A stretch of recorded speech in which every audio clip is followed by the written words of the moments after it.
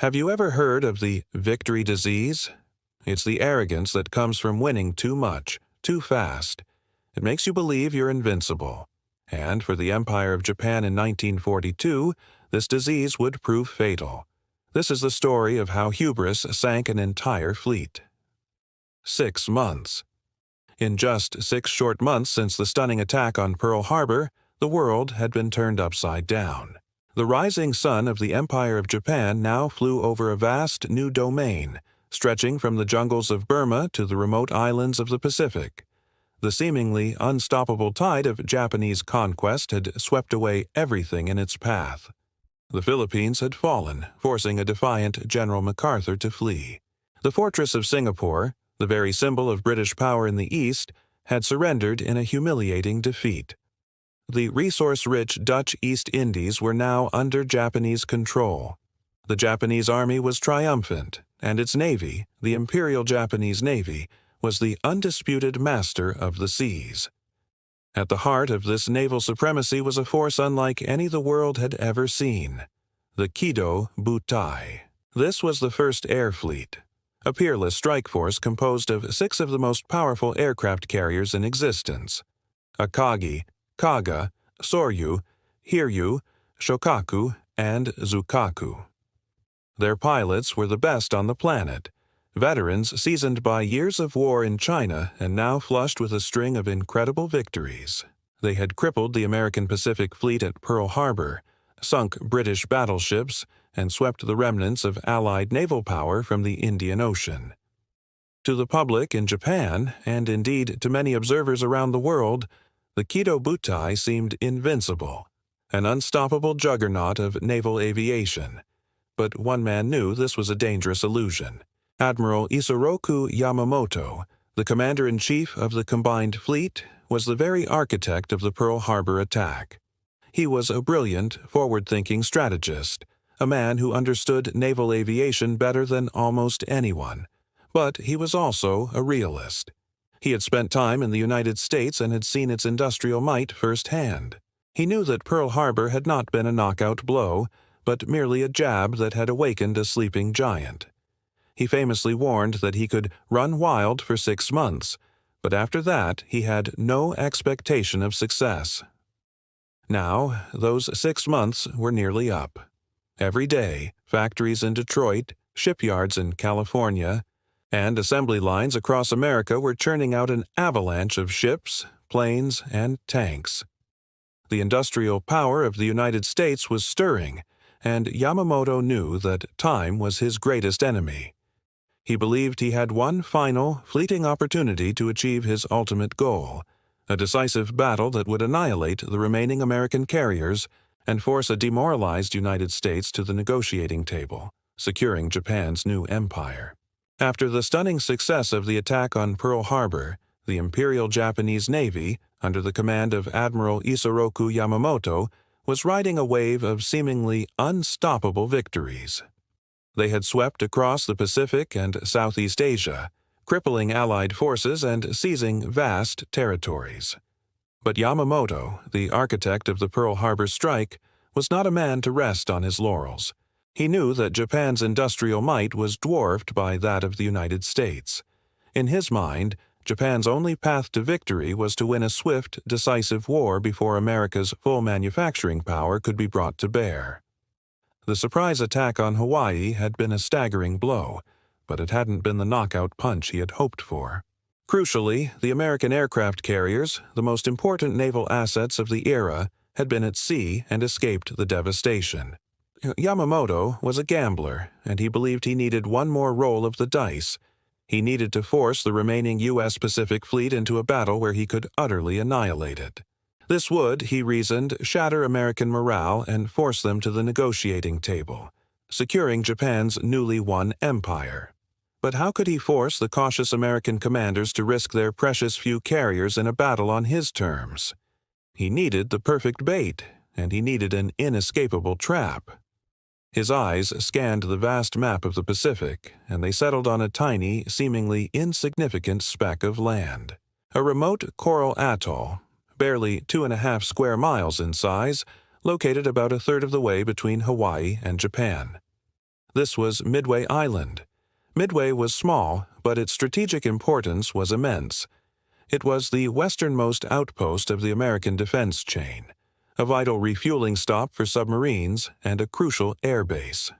In American hands, it was a sentry for Hawaii. In Japanese hands, it would be a dagger pointed at the heart of the U.S. Pacific Fleet's main base at Pearl Harbor. Yamamoto knew that the Americans could not and would not allow Midway to fall. He had found his bait. The plan he conceived was one of the most complex and ambitious naval operations in history. It was a masterpiece of strategic calculation, but also a web of such intricate detail that its success would depend on perfect timing, flawless execution, and the enemy behaving exactly as predicted. The plan was a grand deception. First, a diversionary force would be sent thousands of miles to the north to attack the Aleutian Islands off the coast of Alaska. Yamamoto calculated that the Americans, already on edge, would see this as a major threat to the U.S. mainland and divert ships and planes to defend it. This northern feint was designed to confuse the American command, to draw their attention away from the real objective and hopefully to split their already outnumbered naval forces. While the Americans were looking north, the real hammer would fall. The main Japanese force, a massive armada, would strike Midway. Leading the charge would be the Kido Butai, the mobile strike force, commanded by the brilliant but arrogant Vice Admiral Chuichi Nagumo. This was the same force that had devastated Pearl Harbor. It would include 4 of the 6 elite aircraft carriers that had carried out that attack: the Akagi, Kaga, Soryu, and Hiryu. Together, they carried a formidable air group of over 250 advanced aircraft, including the legendary Zero fighter. Their mission was to obliterate Midway's defenses, clearing the way for an invasion force of 5,000 Japanese troops that was following close behind. Yamamoto was absolutely certain that the U.S. Pacific Fleet, under its new commander, Admiral Nimitz, would have no choice but to respond. Once news of the attack on Midway reached Pearl Harbor, Nimitz would be forced to sail his carriers out to try and save the island. And that's when the trap would spring shut. Unbeknownst to Nagumo's carrier force, and hopefully unknown to the Americans, Yamamoto himself would be sailing several hundred miles behind them with the main body of the combined fleet. This was the largest fleet Japan had ever assembled, a truly awe-inspiring collection of naval power. It included a host of battleships, cruisers, and destroyers, and at its heart was the pride of the Imperial Japanese Navy, the super battleship Yamato. The Yamato was the largest, most powerful battleship ever built. Its main guns could hurl shells the weight of a small car over 26 miles. It was a floating fortress, a symbol of Japanese naval supremacy. Yamamoto planned to command the final phase of the battle from its bridge. His vision was clear. Nagumo's carriers would engage and weaken the American carriers. Then, as the damaged American fleet tried to retreat, they would sail right into the guns of Yamamoto's main body. The Yamato and its sister ships would deliver the final, crushing blow. It would be a naval ambush on an unprecedented scale, the decisive battle that would end the war in the Pacific. The complexity was staggering. The Japanese fleet was divided into multiple groups, all steaming across the Pacific on different routes, all needing to converge at the right place at the right time, all while maintaining strict radio silence to avoid detection. The plan relied on surprise, on the Americans falling for the Aleutian diversion, and on them not knowing the full scale of the Japanese forces arrayed against them. On paper, it was a brilliant plan. Yamamoto had gathered an overwhelming force. He had chosen the battlefield. He had set the bait and prepared the trap. He was convinced that he had anticipated every American move. In late May 1942, the Great Armada set sail, confident that it was on a course for a victory that would eclipse even Pearl Harbor.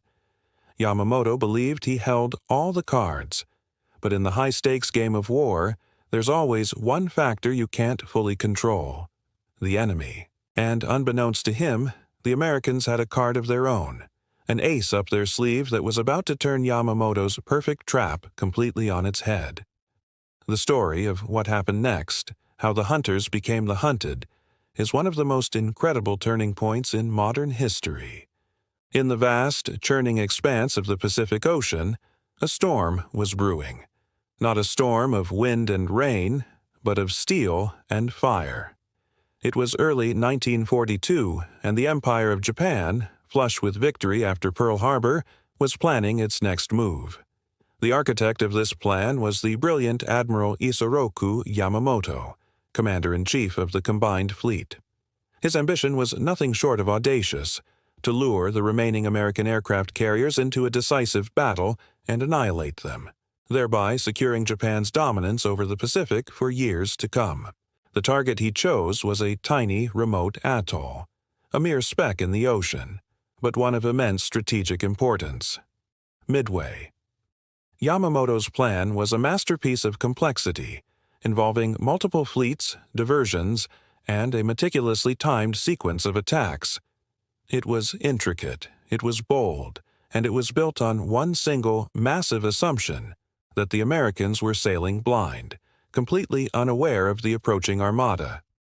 This assumption would prove to be the plan's fatal flaw, because halfway across the Pacific, in a stuffy, windowless concrete bunker deep beneath the naval headquarters at Pearl Harbor, a different kind of war was being waged.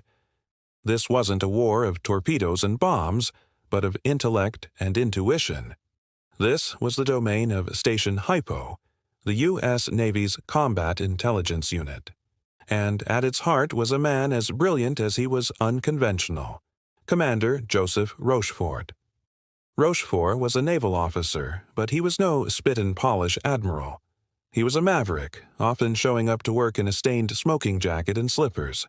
He and his team of cryptanalysts, a motley crew of linguists, mathematicians, and even musicians, were the unsung heroes of the Pacific War. They worked around the clock, fueled by coffee and sheer determination, staring at endless strings of numbers and characters trying to unlock the secrets of the Japanese Imperial Navy. Their target was the formidable JN-25, the primary operational code used by the Japanese fleet. Breaking a code like JN-25 wasn't like solving a crossword puzzle. It was a monumental task, like trying to assemble a million-piece jigsaw puzzle with most of the pieces missing and no picture on the box to guide you. The Japanese changed the code books regularly, adding layers of complexity to frustrate anyone who dared to try and listen in. But Rochefort's team was persistent. Piece by agonizing piece, they began to make sense of the noise. By the spring of 1942, they had achieved the impossible. They hadn't completely broken JN-25, but they had pried open a tiny window into the enemy's communications. They could decipher just enough, maybe 10 to 15%, to get a sense of what was happening. And what they were seeing was alarming. The radio traffic was immense, unlike anything they had seen before. They could pick out key phrases: attack force, carrier strike force, invasion. It was clear that Japan was massing its naval power for an operation of unprecedented scale. All the signs pointed to a massive offensive, one designed to be the final decisive blow against the U.S. Pacific Fleet. The intelligence was tantalizing but incomplete. They knew a hammer was about to fall, but they had no idea where. The intercepted messages were filled with coded designators for locations, and one kept appearing over and over again: the letters AF. What was AF? Where was it? The fate of the war could hinge on the answer to that single, two-letter question. Inside Station HYPO, the debate raged. Intelligence analysts in Washington, D.C. were convinced AF pointed to a target in the South Pacific, possibly near the Aleutian Islands or even the U.S. West Coast. An attack on either would be a disaster. But Rochefort, relying on his deep understanding of Japanese naval doctrine and a healthy dose of gut instinct, had a different theory. He had a hunch, a nagging feeling he couldn't shake. He believed AF was Midway. His reasoning was sound. Midway was the westernmost American outpost, a vital sentry for Hawaii. Capturing it would give Japan a forward base from which to threaten Pearl Harbor itself. It was the perfect lure. the one place the U.S. Navy would have no choice but to defend, committing its precious few carriers to the fight. It fit Yamamoto's personality and strategic thinking perfectly. But a hunch wasn't enough. Admiral Chester Nimitz, the new commander of the U.S. Pacific Fleet, was a man who dealt in facts, not feelings. He was facing an existential threat with a fleet that was heavily outnumbered and outgunned. He couldn't risk his carriers, the last line of defense, on a guess, no matter how educated. He needed proof. He looked at Rochefort and said, "I need you to prove it to me." The pressure on Rochefort and his team was immense. The clock was ticking. How do you prove a code name when you can't read the code itself? This is where Rochefort's genius for deception came into play. He couldn't break the code, so he decided to trick the Japanese into revealing the answer themselves. He devised a simple, elegant, and incredibly risky plan. He knew that Midway, like many remote island bases, relied on a desalination plant for its fresh water. He also knew that all garrisons communicated back to Pearl Harbor using various radio channels, some of which were intentionally unencrypted so that commercial cable companies could transmit them. Rochefort's idea was to use this channel to plant a piece of bait. He went to Nimitz with his plan. He requested that the U.S. garrison at Midway be ordered to send out a fake message in the clear using an unsecured channel.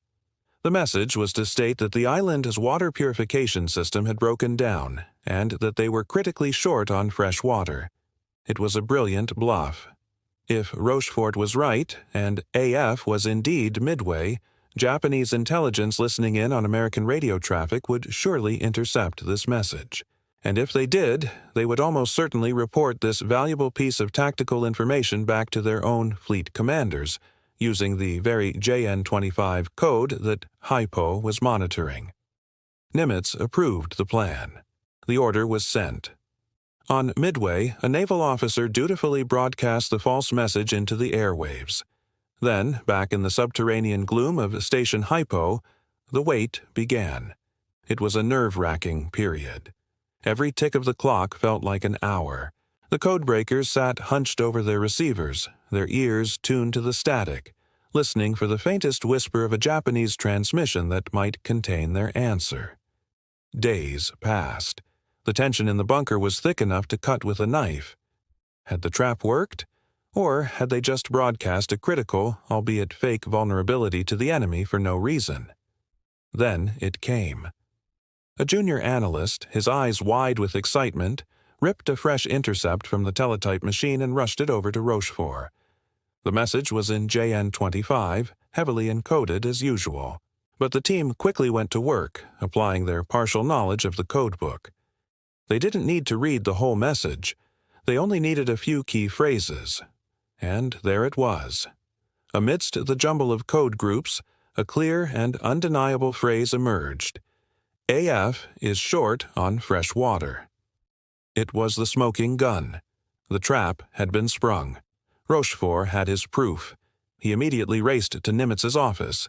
He didn't need to say a word. The decrypted message spoke for itself. The mystery of AF was solved. The Americans now knew. They knew the target was Midway, and from other fragments of intelligence, they were able to piece together the rest of the puzzle: the approximate date of the attack and the massive scale of the Japanese fleet. Yamamoto's carefully laid trap was about to be turned against him. While Yamamoto sailed across the Pacific, confident in his plan and the element of surprise, Nimitz was already moving his own pieces on the chessboard. He knew exactly where and when the enemy was coming. He positioned his 3 available aircraft carriers, the Yorktown, Enterprise, and Hornet, in the perfect position to ambush the unsuspecting Japanese fleet. The stage was set for one of the most decisive naval battles in history. The secret that emerged from that concrete bunker in Hawaii, the brilliant work of Joseph Rochefort and his team at Station HYPO, had completely turned the tables. The hunter was about to become the hunted. The Battle of Midway would become a legendary American victory, a turning point in the Pacific War, and it was all made possible by a clever bluff and the quiet, unseen war of the codebreakers. This incredible story is a powerful reminder that wars are not just won by sailors and soldiers on the front lines, they are also won by the analysts, the linguists, and the mathematicians in the back rooms, whose intellect and ingenuity can be as powerful as any battleship. The secret of Station HYPO wasn't just about breaking a code, it was about outthinking the enemy, and, in doing so, changing the course of history. The fate of the Pacific hung by a thread. Admiral Chester Nimitz, staring at the intelligence reports, knew he was walking into a trap. The Japanese were coming for Midway Atoll, a tiny speck of land in the vast Pacific, and they were coming in overwhelming force. They had more ships, more planes, and more battle-hardened veterans. On paper, the American Pacific Fleet didn't stand a chance. A conventional battle would be suicide. But Nimitz wasn't a conventional man. He had a secret weapon, his codebreakers. They had cracked the Japanese naval code, JN-25, and they knew exactly where and when the enemy would strike. This was his one, razor-thin advantage. Instead of defending Midway head-on, Nimitz decided to set a trap of his own. It was a gamble of epic proportions, a move so audacious it bordered on madness. He would let the Japanese think their plan was working perfectly, luring them into a false sense of security before springing his ambush. The target wasn't Midway Island. It was the heart of the Japanese fleet, their aircraft carriers. Nimitz gathered his meager forces. He had only 3 carriers to Japan's 4, and one of them was a wreck. The USS Yorktown had limped back to Pearl Harbor just days earlier, grievously wounded from the Battle of the Coral Sea. Engineers estimated repairs would take 3 months. Nimitz gave them 3 days. In a Herculean effort, 1,400 shipyard workers swarmed over the wounded carrier, working around the clock. They patched her hull, reinforced her flight deck, and made her battle-worthy, if only just. When she sailed out of Pearl Harbor, repair crews were still on board, hammering away. Alongside her were the carriers Enterprise and Hornet. This was it. This was Emi whole hand.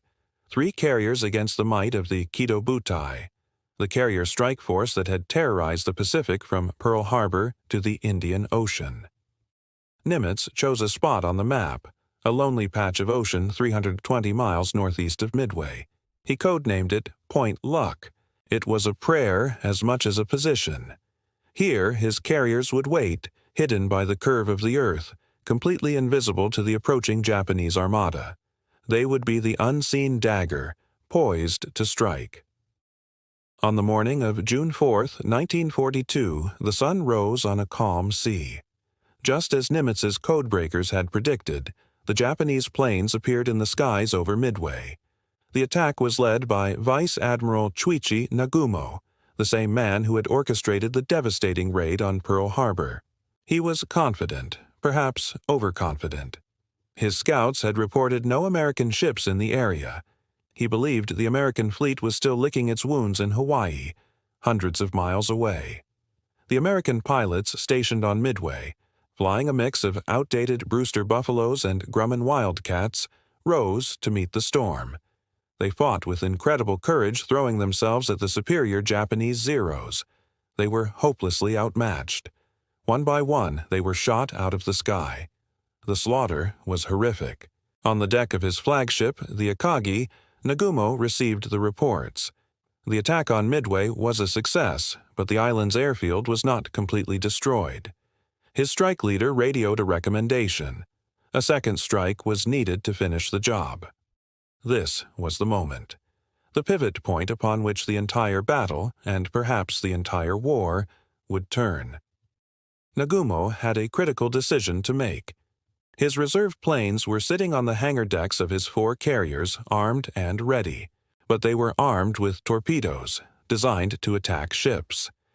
The American fleet, as far as he knew, was nowhere to be seen. Attacking a land base with anti-ship torpedoes was inefficient, so Nagumo gave the fateful order: rearm the reserve planes with land attack bombs. On the crowded hangar decks of the Akagi, Kaga, Soryu, and Hiryu, chaos erupted. Ordnance crews scrambled to remove the heavy torpedoes and replace them with bombs. It was a slow, laborious process. Torpedoes and bomb carts littered the decks. Fuel lines snaked across the floor. In his haste to neutralize Midway, Nagumo had just turned his carriers into floating powder kegs. He had no idea that just over the horizon, at a place called Point Luck, 3 American carriers were turning into the wind, their engines screaming as they prepared to launch their own planes. The ambush was about to be sprung. The American scout planes had found them. A message crackled through the radios. Enemy carriers sighted. This was the signal Nimitz and his commanders, Admirals Fletcher and Spruance, had been waiting for. Instantly, the order was given: launch everything. From the decks of Enterprise, Hornet, and the patched-up Yorktown, a wave of American aircraft took to the sky. Dauntless dive bombers, Devastator torpedo bombers, and Wildcat fighters formed up and streaked towards the last known position of the Japanese fleet. But the attack was anything but coordinated. The squadrons got separated in the clouds. The torpedo bombers, slow and vulnerable, were the first to arrive. The pilots of Torpedo Squadron 8 from the Hornet found the Japanese carriers first. They went in without any fighter cover. It was a suicide mission. All 15 planes were shot down, and only one man, Ensign George Gay, survived. Then came the torpedo squadrons from Enterprise and Yorktown. They met the same fate, torn to shreds by the swarming Japanese Zeros and a curtain of anti-aircraft fire. From the bridge of the Akagi, Admiral Nagumo watched the slaughter. It seemed like another easy victory. The American attacks were disjointed, ineffective, and suicidal. Not a single torpedo had found its mark. But the sacrifice of those brave torpedo pilots had not been in vain. In their desperate, low-level attacks, they had achieved something critically important. They had pulled the Japanese Combat Air Patrol, the protective screen of Zero fighters, down to sea level. The skies directly above the Japanese carriers were now wide open. And at that exact moment, high above the chaos, another group of American planes arrived. These were the SBD Dauntless dive bombers from the Enterprise and Yorktown. They had been searching for the Japanese fleet, their fuel running dangerously low. Just as they were about to turn back, they spotted a lone Japanese destroyer, the Arashi, speeding to rejoin the main fleet. They followed it, and it led them straight to their target. Peering down through a break in the clouds, Lieutenant Commander Wade McCluskey and his pilots saw it. The 4 Japanese carriers turning in formation, their decks still cluttered with planes, bombs, and fuel lines from the rearming operation. They were perfect targets. "Attack! Attack!" The radio call went out. The Dauntlesses tipped over into their steep, near-vertical dives, the wind screaming past their canopies. For the sailors on the Japanese carriers below, the sight was a complete and terrifying surprise. One moment, they were watching their Zeros pick off the last of the torpedo bombers. The next, the sky was filled with diving American planes. There was no time to react. The bombs began to fall.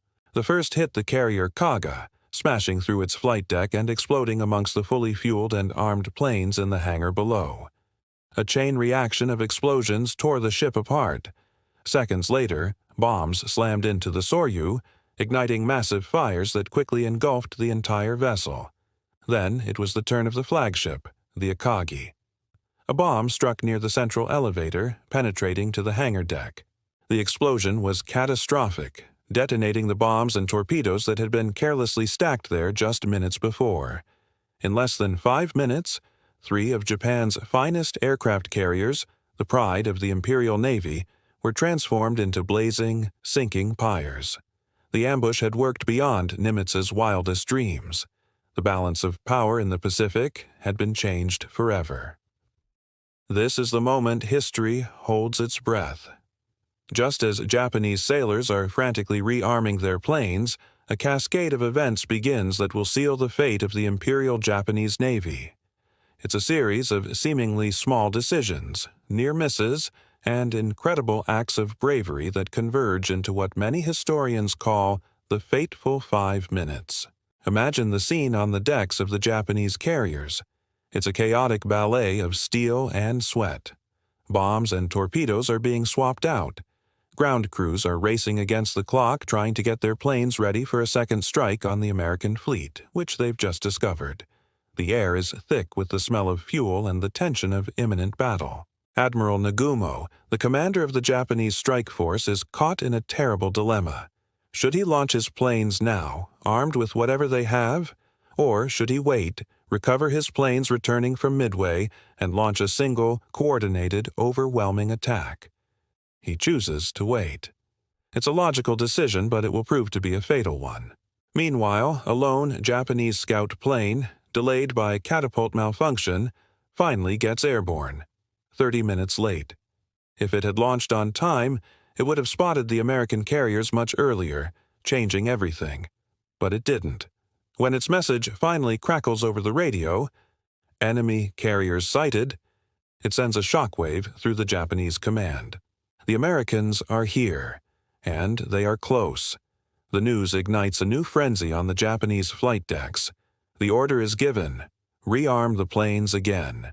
The land attack bombs must be replaced with armor-piercing, ship-killing torpedoes. This process is incredibly dangerous and time-consuming.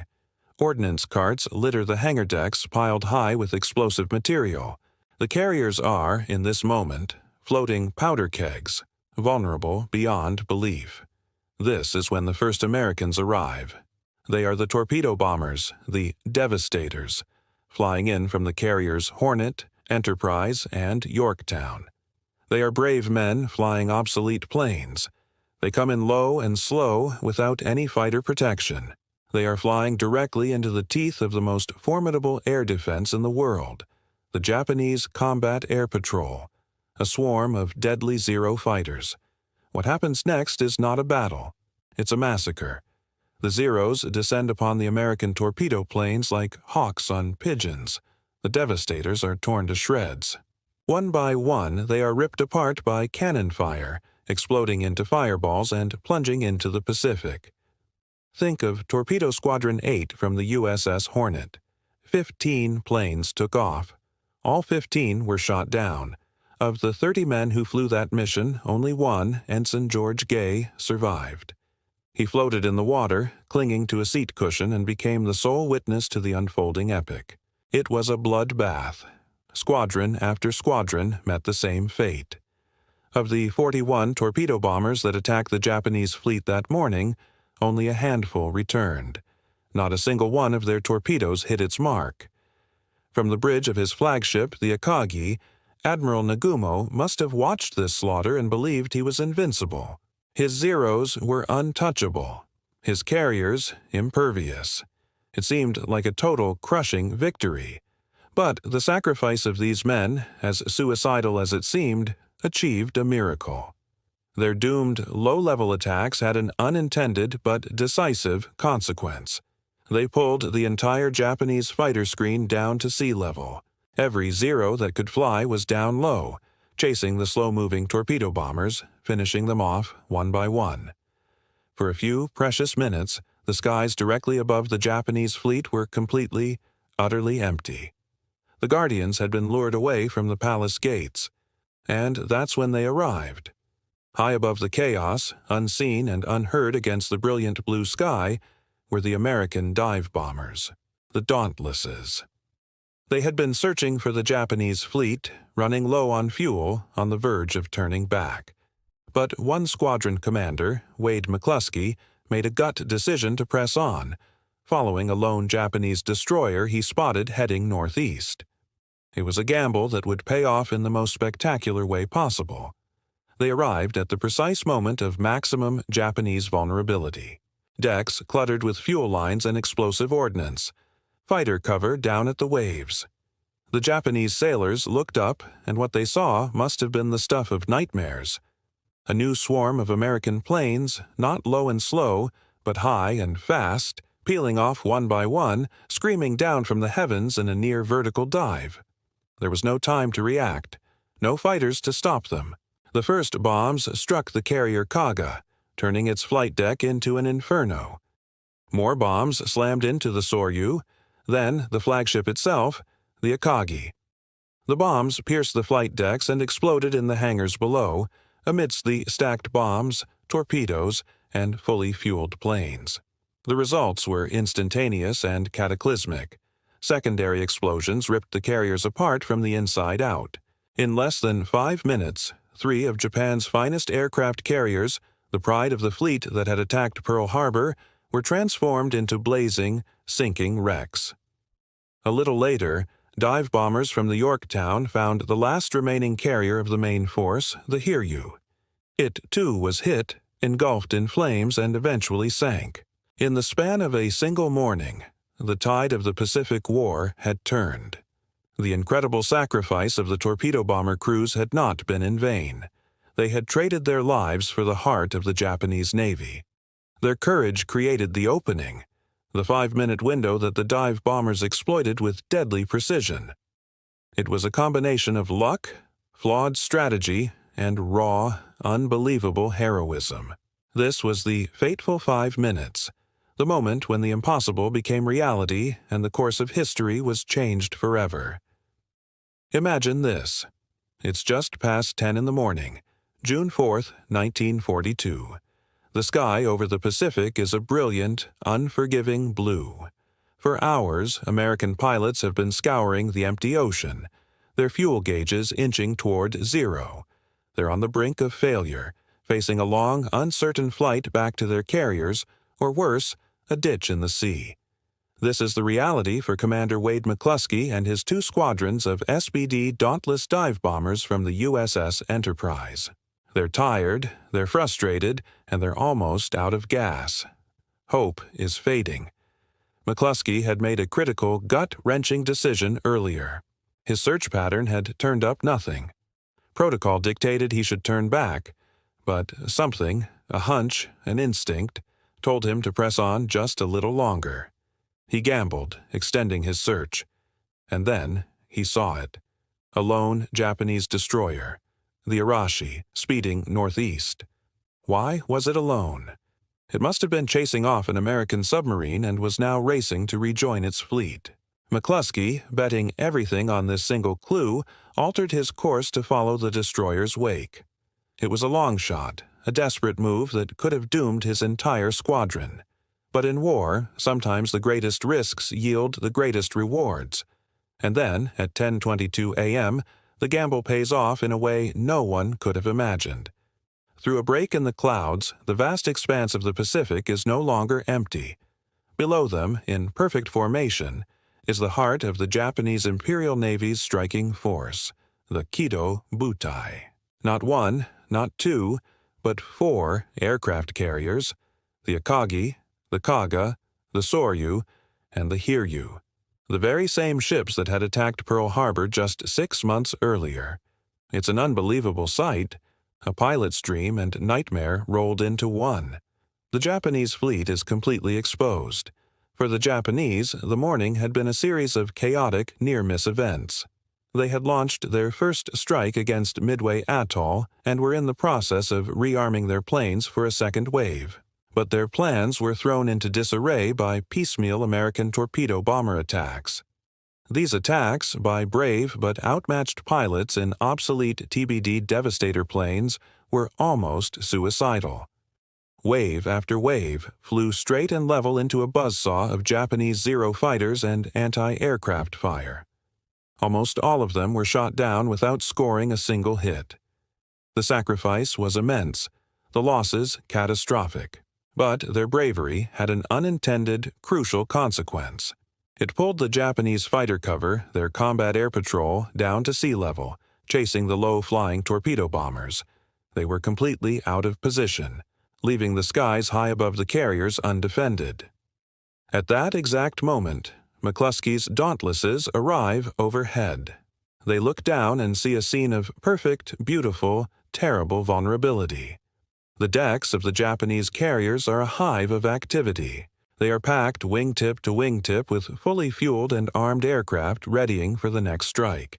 There are bombs, torpedoes, and aviation gasoline everywhere, a floating tinderbox. It's the most opportune target a dive bomber pilot could ever hope to see. And there are no Zeros in sight. The sky belongs to them. McCluskey gets on the radio. His voice, calm but electric, cuts through the static. He assigns the targets. He and his squadron will take the Kaga. The other squadron, from the Enterprise, will take the Akagi. Another group of dive bombers from the USS Yorktown, arriving from a different direction at the exact same time, targets the Soryu. It's a convergence of fate, a moment of impossible coincidence. What happens next is the stuff of legend. It is often called the 5 most consequential minutes of World War II. McCluskey banks his plane and pushes the nose down, beginning his dive from 19,000 feet. One by one, his pilots follow, a stream of avenging angels plummeting from the sky. The sound is terrifying. A high-pitched scream as the wind rushes past their wings. On the decks below, the Japanese sailors finally look up. Panic erupts. They had thought themselves invincible, masters of the Pacific. Now, death is literally falling out of the sky. The dive bombers descend almost vertically. The pilots are fighting G-forces, trying to keep their target centered in their sights. At the last possible second, they release their bombs and pull up, their engines straining. The bombs, 500 and 1,000-pound behemoths, whistle down. On the flagship Akagi, the first bomb hits. It's a near miss, but the second one is a direct hit, right in the middle of the flight deck, among the parked and fueled aircraft. It smashes through to the hangar deck below, igniting a chain reaction of explosions. Fuel, bombs, and torpedoes cook off in a titanic eruption of fire and smoke. The Akagi is doomed. Simultaneously, the Kaga is struck, not by one bomb, but by at least 4. They rip the carrier apart. One bomb lands directly in front of the bridge, killing the captain and most of the command staff. The ship is instantly transformed into a raging inferno. To the north, the Soryu suffers a similar fate. Bombs from the Yorktown's planes slam into its deck, and within minutes, the fires are out of control. In less than 5 minutes, 3 of Japan's finest aircraft carriers, the pride of the fleet, are burning wrecks. The balance of naval power in the Pacific has just been rewritten in fire and steel. It is a complete and utter catastrophe for the Japanese Navy, a reversal of fortune so sudden and so total it feels like an act of God. But the battle isn't over. One Japanese carrier remains untouched, the Hiryu, commanded by the determined Rear Admiral Taman Yamaguchi. Separated from the others, she escapes the initial onslaught. Yamaguchi, a true samurai, is not about to admit defeat. He quickly gathers his remaining aircraft and launches a swift and furious counterattack. His pilots, fueled by rage and a desire for revenge, find the American fleet. They zero in on the USS Yorktown, the same carrier whose planes had just helped seal the fate of the Soryu. The Japanese pilots press their attack with skill and desperation. They manage to score several direct hits on the Yorktown. Bombs and torpedoes tear into its hull, and the carrier is badly damaged, listing heavily and losing power. The crew fights heroically to save their ship, but eventually the order is given to abandon her. The Yorktown, a veteran of the Battle of the Coral Sea, is crippled and left for dead. For a moment, it seems Japan might just claw its way back from the brink of disaster. Admiral Nagumo, now on a light cruiser after abandoning the burning Akagi, is informed. The American fleet has only 2 carriers left. The Hiryu might still be able to turn the tide. However, the Americans are relentless. They know they have to find and destroy that last Japanese carrier. Late that afternoon, a scout plane from the now crippled Yorktown spots the Hiryu. The remaining American carriers, Enterprise and Hornet, launch their own strike force. Once again, dauntless dive bombers take to the sky, this time with the singular mission of finishing the job. They find the Hiryu as she is preparing to launch another strike. The scene from the morning repeats itself, but this time there is only one target. The American planes dive unopposed. They smother the Hiryu with bombs. The last of the Kido Butai is turned into a blazing ruin. Admiral Yamaguchi, choosing to go down with his ship, ties himself to the bridge. The Hiryu, defiant to the end, sinks beneath the waves the next morning. The Battle of Midway was over. Japan had lost its 4 best aircraft carriers, over 250 aircraft, and thousands of its most experienced pilots and sailors. It was a loss from which the Imperial Japanese Navy would never truly recover. The rain of steel that fell from the sky in those few fateful minutes on June 4th not only won a battle, but it also turned the tide of the entire Pacific War. It was a victory born from intelligence, courage, and an incredible stroke of luck. A moment when history held its breath and then changed course forever. Hey everyone, and welcome back to the channel. Today, we are diving into a single day that changed the entire course of World War II in the Pacific. We're talking about the Battle of Midway, the moment when the tide of war turned decisively against Imperial Japan. Just 6 months after the devastating attack on Pearl Harbor, the Japanese Navy seemed unstoppable. They had swept across the Pacific and Southeast Asia, conquering vast territories and shattering Allied defenses. A sense of invincibility, a condition later dubbed victory disease, had taken hold of their high command. They believed they could not be beaten. Their next target was a tiny atoll in the middle of the Pacific, Midway. The plan was complex but brilliant. Lure the remaining American aircraft carriers into a trap and destroy them, effectively ending the U.S. Navy's ability to fight back. The Japanese brought overwhelming force. At the heart of their fleet were 4 of their best and most experienced aircraft carriers: Akagi, Kaga, Soryu, and Hiryu. These weren't just ships. They were the steel heart of the Imperial Japanese Navy, carrying the pride of the fleet and, more importantly, its most precious asset, a corps of elite, highly trained and battle-hardened pilots. These were the same aviators who had executed the Pearl Harbor attack, men who were considered the best in the world. They were, in a word, irreplaceable. But the Americans had a crucial advantage: intelligence. Codebreakers had partially cracked the Japanese naval codes and knew they were coming. Admiral Nimitz, despite being outnumbered, decided to gamble. He positioned his 3 available carriers, the Yorktown, Enterprise, and Hornet, to ambush the ambushers. What followed on June 4, 1942, was a chaotic and brutal series of attacks and counterattacks. American torpedo bombers flew into a wall of anti-aircraft fire and were annihilated, but their sacrifice drew the Japanese fighter cover down to sea level. And then the moment came. As Japanese carriers were rearming and refueling their planes, their decks crowded with bombs and torpedoes, American dive bombers appeared in the sky, almost unopposed. In the space of just 5 minutes, fate turned. Bombs rained down on the Akagi, Kaga, and Soryu, turning their packed hangar decks into raging infernos.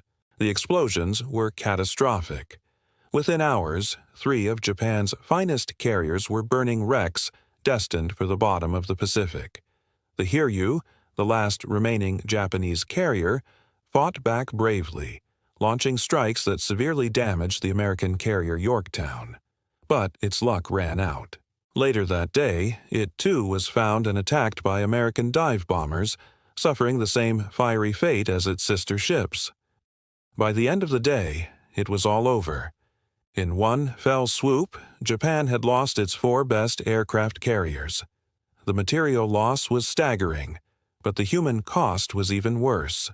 Hundreds of their most experienced pilots, the irreplaceable core of their naval air power, were gone forever. Japan could build new ships, but they could not replace that level of skill and combat experience. The victory disease was cured, instantly and brutally. Midway was the high-water mark of the Japanese Empire. Before this battle, Japan was on the offensive, dictating the tempo of the war. After Midway, the initiative in the Pacific passed permanently to the United States. For the next 3 years, Japan would be forced into a desperate, bloody retreat, fighting a defensive war they could not win. The turning point had been reached. It was a battle that not only changed the course of the war, but reshaped the world we live in today. Thanks for watching, everyone. If you found this piece of history as fascinating as I do, Make sure to hit that like button and subscribe for more content. We'll see you in the next one.